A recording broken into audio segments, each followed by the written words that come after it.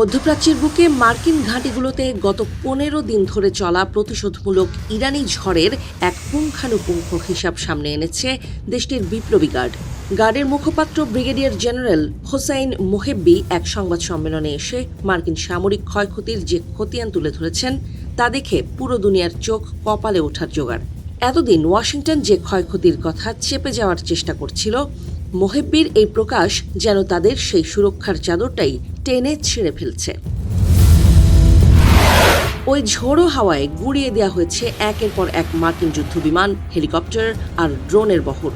মোহেব্বির বর্ণনা অনুযায়ী কেবল আকাশে ওড়ার আগেই ধ্বংস হয়েছে ১১টি ফাইটার জেট ও কপ্টার, ১৭টি গোয়েন্দা ও অপারেশনাল ড্রোন, ৮টি রিফুয়েলিং ট্যাঙ্কার এবং ৪টি ভারী সামরিক হেলিকপ্টার। এমনকি শক্তপোক্ত শেল্টারের ভেতরে লুকিয়ে থাকা অত্যাধুনিক F-15 ফাইটার জেট এবং একটি P-8 পোসাইডন মেরিটাইম পেট্রোল এয়ারক্রাফটও রেহাই পায়নি এই ধ্বংসযজ্ঞ থেকে। যুদ্ধ কেবল আকাশে সীমাবদ্ধ ছিল না, বরং মাটিতে গুঁড়িয়ে দেওয়া হয়েছে যুক্তরাষ্ট্রের অত্যন্ত সুরক্ষিত রাডার ও কমান্ড অবকাঠামো। ৭টি কমান্ড অ্যান্ড কন্ট্রোল সেন্টার, ৬টি Patriot air defence radar unit এবং বিভিন্ন ধরনের অন্তত ডজন খানেক আগাম সতর্কবার্তা ও নজরদারি রাডার ধূলিসাৎ হয়ে গেছে চোখের পলকে। কৃত্রিম উপগ্রহ যোগাযোগের আধুনিক সাজ সরঞ্জামগুলো এখন কেবলই পোড়া ছাই।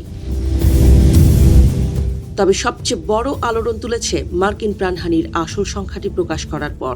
পেন্টাগন যেখানে ক্যাজুয়ালিটির সংখ্যা নিয়ে লুকোচুরি খেলছিল, সেখানে মোহেব্বি সরাসরি দাবি করেছেন যে কেবল অপারেশন নাসর 2 অভিযানের মাধ্যমেই ২০০-এরও বেশি মার্কিন সেনা প্রাণ হারিয়েছে। আর আহত হয়েছে এর চেয়ে বহুগুণ বেশি সেনা, যা মার্কিন কর্তৃপক্ষের দেয়া রিপোর্টের সঙ্গে সম্পূর্ণ বিপরীত।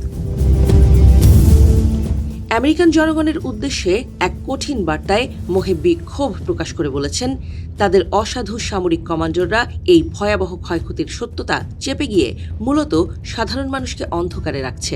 তাই তিনি অবিলম্বে আন্তর্জাতিক ও স্বাধীন সাংবাদিকদের সরাসরি এই ধ্বংসস্তূপে গিয়ে নিজেদের চোখে ক্ষয়ক্ষতির সত্যতা যাচাই করার জোরালো আহ্বান জানিয়েছেন। এদিকে শুধু সামরিক বিমান বা রানওয়েই নয়, মার্কিন ঘাঁটিগুলোর সাপ্লাই চেইন ও গোয়েন্দা নেটওয়ার্কের একেবারে হৃৎপিণ্ডে আঘাত এনেছে ইরান। ১৭টি অস্ত্র ও যন্ত্রাংশের অস্ত্রাগার, ১২টি বিশাল ফুয়েল স্টোরেজ ট্যাঙ্ক, ৬টি আন্ডারগ্রাউন্ড মিসাইল বাংকার এবং এমনকি একটি অ্যামাজন ডেটা নোড ও কৃত্রিম বুদ্ধিমত্তা প্রসেসিং সেন্টারও পরিণত হয়েছে ধ্বংসস্তূপে।